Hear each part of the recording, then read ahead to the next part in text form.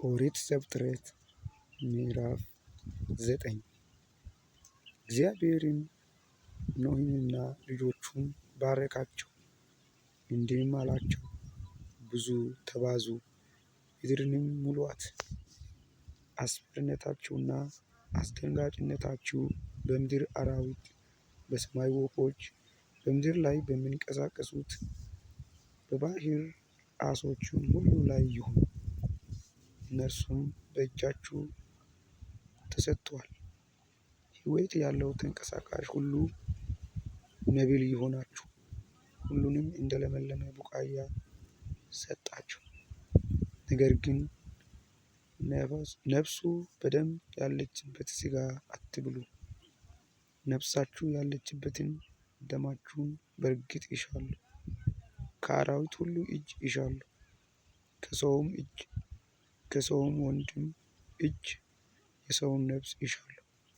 የሰውን ደም የሚያፈስስ ሁሉ ደሙ ይፈሳል፣ ሰውን በእግዚአብሔር መልክ ፈጥሮታልና።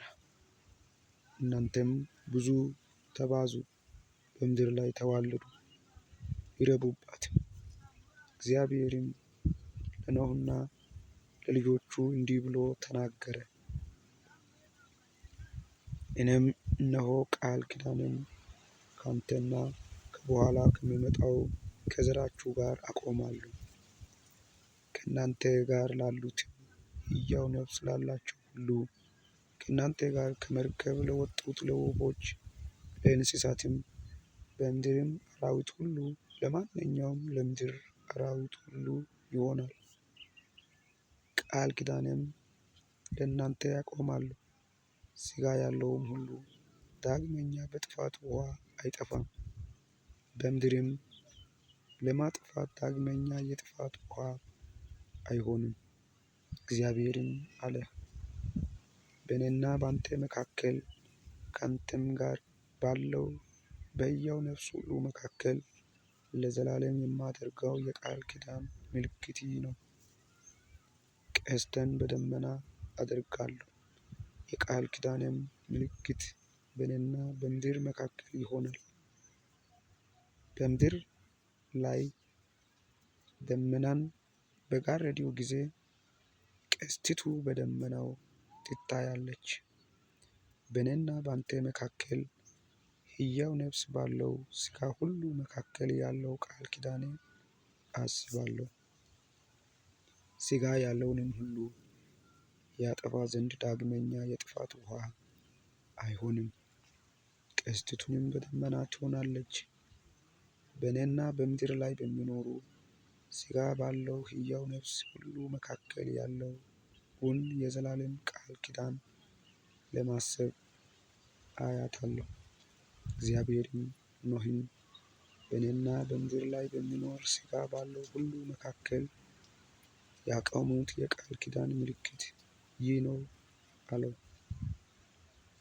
ከመርከብ የወጡት የኖኅ ልጆች እነዚህ ናቸው፦ ሴም፣ ካም፣ ያፌት። ካምም የከነዓን አባት ነው።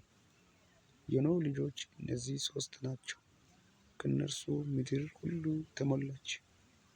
ኖኅም ገበሬ መሆን ጀመረ፣ ወይንም ተከለ፣ ከወይን ጠጁም ጠጣና ሰከረ፣ በድንኳኑም ውስጥ ራቁቱን ሆነ።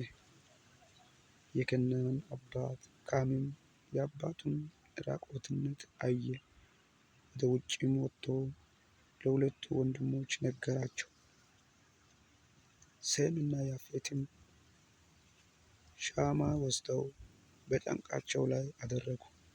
የኋሊትም ሄደው የአባታቸውን ራቁትነት አለበሱ። ፊታቸውም ወደ ኋላ ነበር፣ የአባታቸውን ራቁትነት አላዩም። ኖኅም ከወይን ጠጁ ስካር ነቃ፣ ታናሹ ልጅ ያደረገበትንም አወቀ። እንዲህም አለ፣ ከነዓን ርጉም ይሁን፣ ለወንድሞቹም የባሪያዎች ባሪያ ይሁን። እንዲህም አለ፣ የሴም አምላክ እግዚአብሔር ይባርክ፣ ከነዓንም ለእርሱ ባሪያ ይሁን። እግዚአብሔርም ያፌትን ያስፋ፣ በሴምም ድንኳን ይደር፣ ከነዓንም ለእርሱ ባሪያ ይሁን።